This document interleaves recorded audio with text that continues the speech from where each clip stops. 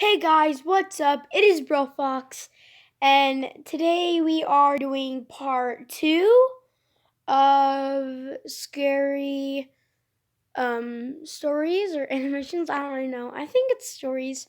If you haven't seen part one, go check it out before you watch this video because I don't spoil it. I am joined with my sister. Say hello. Hello. We are sorry if there's like noises upstairs or music.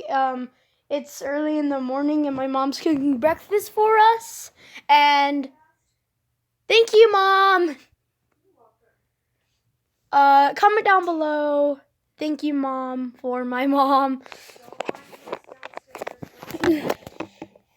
Okay, let's start it right. Oh yeah, she's sitting on the beanbag with me right now. On the outside, but it isn't really normal at all. George rolled his eyes again. He was starting to annoy me quite a lot by now, I hate George. but I didn't let on. I just carried on with the story as if I hadn't noticed. This family moves around a lot. They never stay in one place for too long. Yeah. They can't, you see. The family's good at disguising themselves. They're good at hiding their secret, but they still can't go taking risks. If they stayed in one place for more than a week, they might get found out. Someone might discover what they really are. Hold on, guys. Sorry, guys. My mom dropped a bowl. That was the noise. Okay, let's start again. So, what are they then? George asked. I wanted to tell George not to interrupt, I would do. to just sit still and listen to the story, but I bit down the urge. Instead, I just grinned at him. The family are monsters, I said. They're all monsters. They travel from town to town, and they leave a trail of dead kids wherever they go. I paused, expecting George to interrupt me again, but he didn't. He only stared back at me with a dull, blank expression. The family has a very specific way of doing things, I continued. When they move into a new area, they find a house that's been left unoccupied. Not a completely empty house, just one where the people that normally live there are off on holiday or something. One that'll be empty for a week or two. The family doesn't need long. A couple of weeks suits them just fine. So, they break into this house, and then they go about setting the trap. It's their own kid they use. They send him off to make friends in the neighborhood, round the nearby parks, maybe off to the local school under a fake name. Tell him to get to know the other kids. The family is hungry by this point. Really badly hungry. But they don't do anything just yet. They've learned to be patient. I paused and took a breath. This was the story I'd told before, but I found I liked it more and more with each retelling. The trick was not to rush, though. You had to savor it. I'd opened the bedroom window when we first came upstairs, and now a draft of cold air blew in.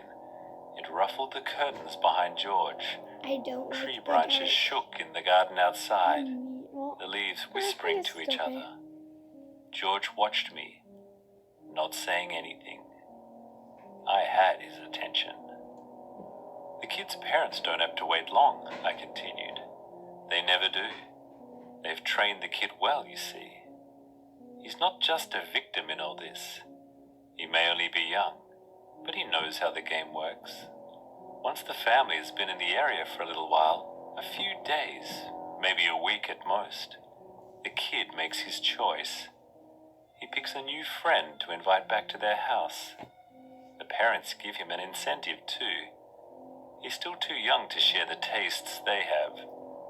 They tell him that's something he'll only acquire when he gets older. But he still gets something out of it. What does he get out of it? George's eyes were fixed on mine as his knees began to fidget. He gets the other kids' stuff, I replied. Whoever he picks.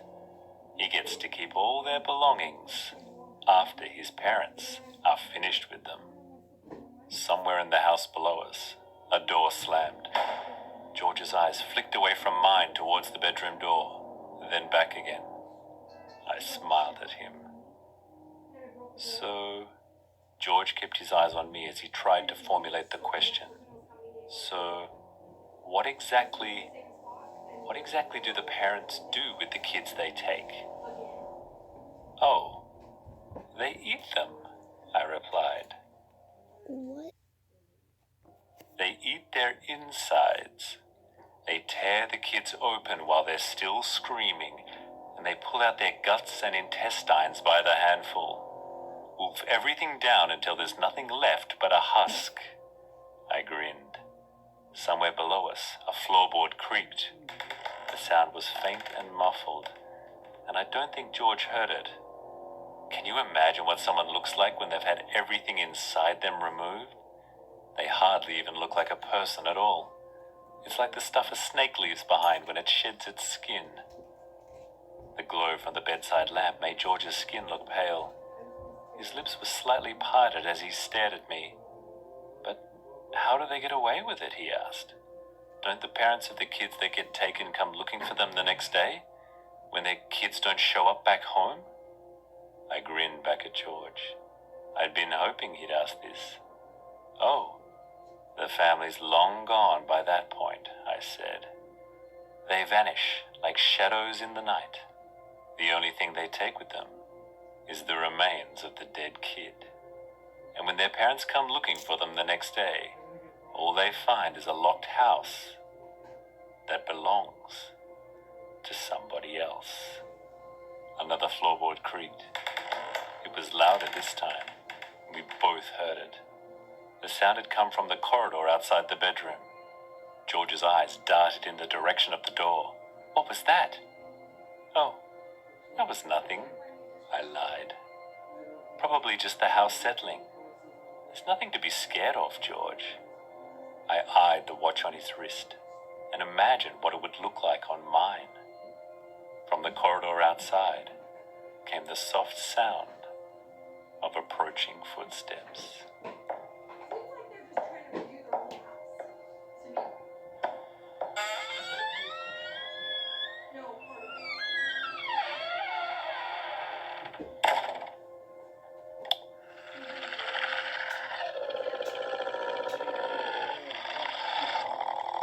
I think I know what's going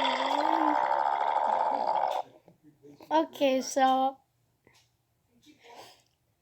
he says that he's told this story a bunch of times, so I thought it was like a prank, but then that noise appeared, and I think he is the kid, and then their parents came in.